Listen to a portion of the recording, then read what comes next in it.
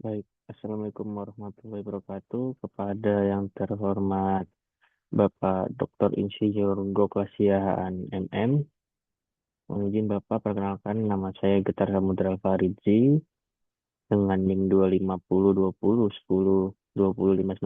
Mohon izin untuk mempresentasikan dari dua sesi yang saya pilih, yaitu terhadap sesi 4 dan sesi 7 tentang manajemen SDM. Baik Bapak, dalam sesi 4 tentang motivasi dan sesi 7 tentang kepemimpinan. Baik, mungkin saya mulai Bapak. Kenapa pemilih sesi 4 dan sesi 7? Sesi 4 tentang motivasi yaitu membahas dorongan yang membuat karyawan mau bekerja, bertahan, dan berusaha mencapai target organisasi. Sedangkan sesi 7 kepemimpinan yaitu membahas cara pemimpin mengarahkan, memengaruhi, dan memberi teladan kepada tim. Jadi, benang merah yang dapat saya ambil yaitu motivasi menjelaskan mengapa orang bergerak, sedangkan kepemimpinan menjelaskan siapa dan bagaimana orang diarahkan.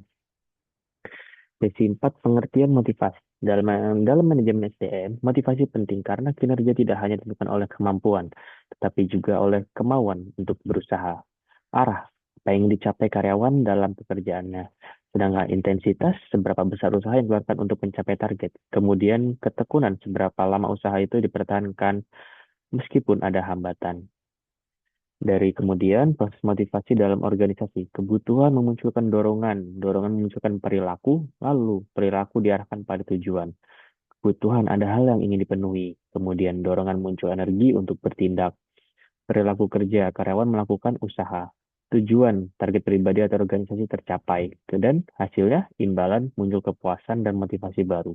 Intinya, perusahaan perlu memahami kebutuhan karyawan agar dorongan kerja muncul secara sehat dan produktif. Faktor-faktor yang mempengaruhi motivasi yaitu dari faktor individu, pekerjaan, dan organisasi. Sedangkan dimulai dari faktor individu yaitu kebutuhan, nilai pribadi, minat, pengalaman, dan harapan karir. Sedangkan dari faktor pekerjaan yaitu kejelasan tugas, tantangan, otonomi, beban kerja, dan peluang berkembang. Dan dari faktor organisasi yaitu dari gaya atasan, daya kerja, sistem penghargaan, keadilan, dan komunikasi. Kemudian kita lanjut dari sesi 7, pengertian kepemimpinan. Kepemimpinan adalah kemampuan memengaruhi orang lain agar mau bekerja menuju tujuan bersama, memberi arah, pemimpin menjalankan visi menjadi target yang dipahami tim. Kemudian membangun kepercayaan, pemimpin menjaga komunikasi, keteladanan, dan konsistensi tindakan. Dan juga menggerakkan tim, pemimpin mendorong partisipasi, menyelesaikan hambatan, dan menjaga semangat kerja.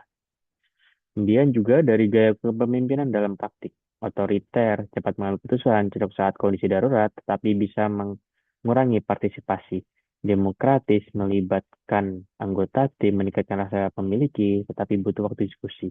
Kemudian dari delegatif, memberi kepercayaan tinggi, cocok untuk tim kompeten, tetapi perlu kontrol agar arah tetap jelas. Dan transformasional, menginspirasi perubahan, mendorong inovasi, semangat, dan komitmen jangka panjang.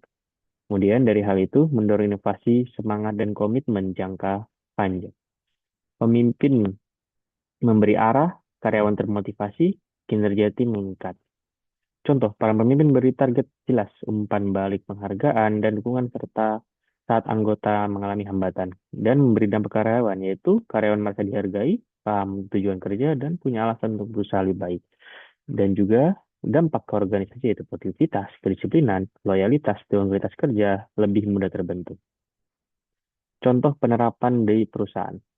Contoh penerapan di perusahaan, target kerja dijelaskan singkat, jelas, dan realistis.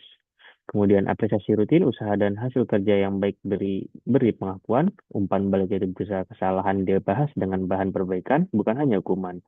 Dan juga delegasi tepat. Tugas diberikan sesuai kemampuan dan kesiapan anggota tim. Taktik kecil yang konsisten sering lebih efektif daripada motivasi besar yang muncul hanya sekali.